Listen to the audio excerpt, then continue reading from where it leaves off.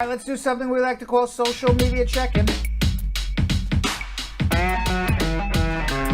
All right, our first one comes from Tico, Brad Squad VIP member, saying, my friend and his wife applied for asylum in 2016. He is an applicant. They got divorced in 2019. If the man is called for an interview, will his ex-wife get deported or stay just without status? The ex-wife can file her own asylum application. If she's from the same country as the husband, they will usually approve her asylum as well, as long as the husband got through. Olucianza Shiste Famisa, another Brad Squad VIP member. My cousin died in January of 2021. He had a pending I-130 for his wife, and the wife lives outside of the United States. Can the family members continue with the petition?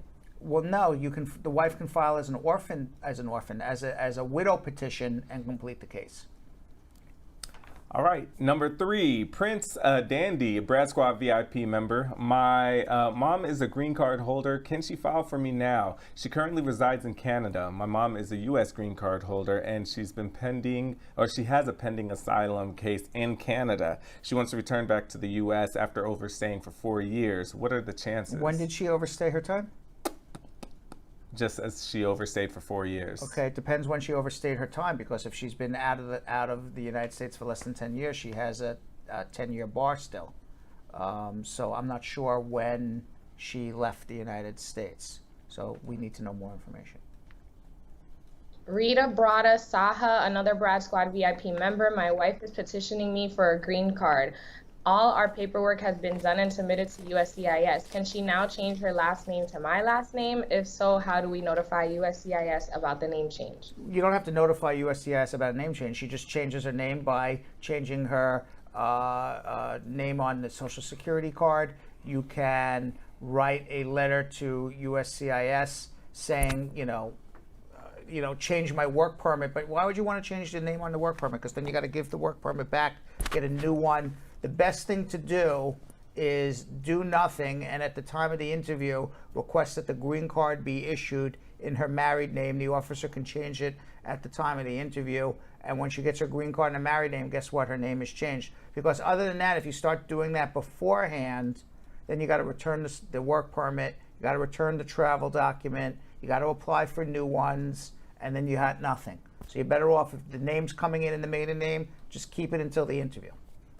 Crystal Perry Bino, Brad Squad VIP member. Can I change a B1, B2 visa to a green card while my F3 application is at NVC? And can I stay in the U.S. on the visa? If you're in status and the priority date's current, you can file an adjustment. Nolak Callan on Facebook. I lost my green card, but I have a criminal record. Can I still replace it? Depends what the criminal record's for. Naked Wire on Facebook. I started my citizenship in April 2020 and have waited until now. What should I do?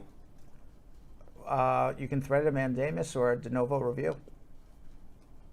Nikki Tria on Facebook. I got my permanent residence through VAWA. I want to apply for my 15-year-old son in Trinidad. Do I need an affidavit of support? No.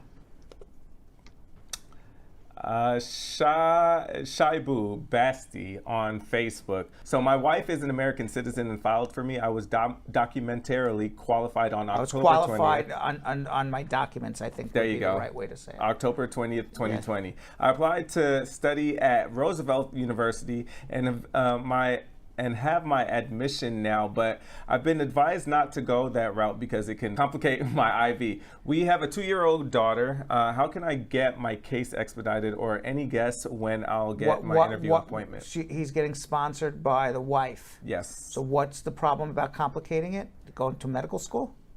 Yeah, applying to study for Roosevelt and have the admission now.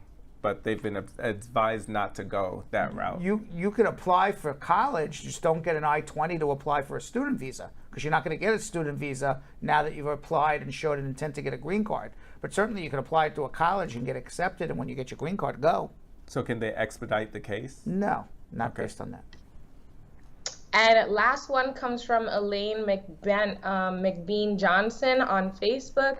I have a friend whose green card expired 5 years ago and she is out of the country. Will she be able to return to the U.S.? Well, she's abandoned her permanent residence, so she would need to apply for an SB1 visa to show that she didn't intend to abandon her permanent residence, that she still has ties to the United States, such as property, family, or some other ties to show that she really didn't intend to abandon her residence.